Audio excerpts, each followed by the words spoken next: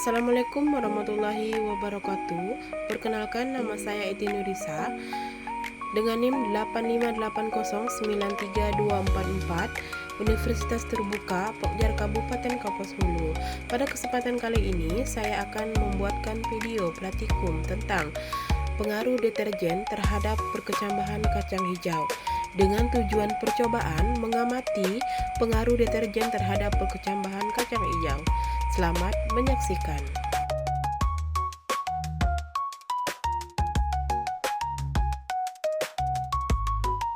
Untuk praktikum ini, saya siapkan beberapa bahan penting: deterjen sebagai zat uji, biji kacang hijau sebagai objek, dan 7 wadah berlebar P1 hingga P7.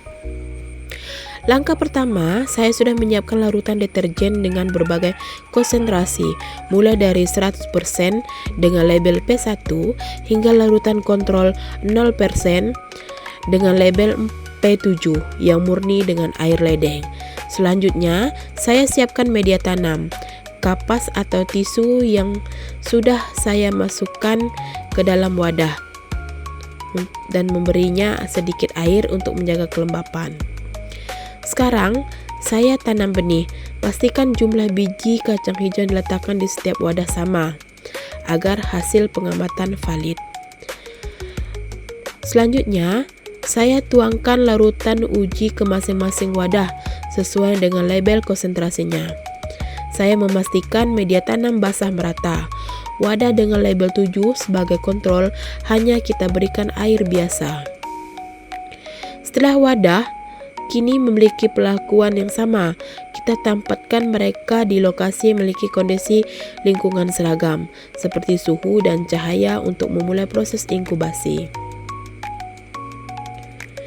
24 jam telah berlalu, saatnya saya lakukan pengukuran pertama. Pengukuran pertama saya lakukan pada saat waktu 24 jam.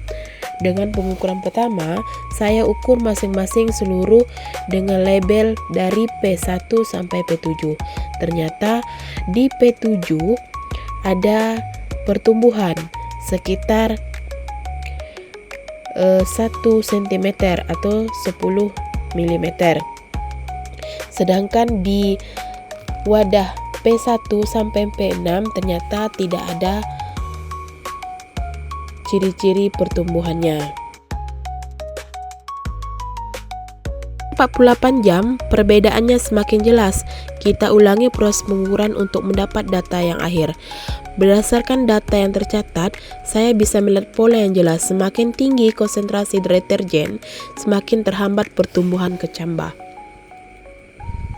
Kesimpulannya, zat deterjen bertindak sebagai penghambat pertumbuhan. Larutan konsentrasi tinggi bersifat toksit, sedangkan pertumbuhan maksimal terjadi pada larutan kontrol 0%. Ini menunjukkan betapa pentingnya mengelola limbah rumah tangga agar lingkungan dan proses kehidupan di dalam tidak terganggu.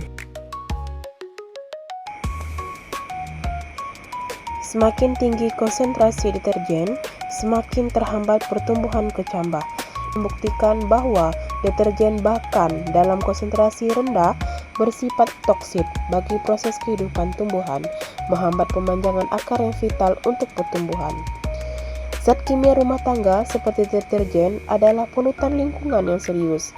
Eksperimen ini mengingatkan kita akan tanggung jawab untuk meminimalkan dan mengelola limbah agar proses alami seperti perkecambahan dan kehidupan dapat terus berlangsung tanpa hambatan. Saya, Eti Nurisa dengan NIM 858093244 mengucapkan terima kasih atas perhatiannya. Wassalamualaikum warahmatullahi wabarakatuh.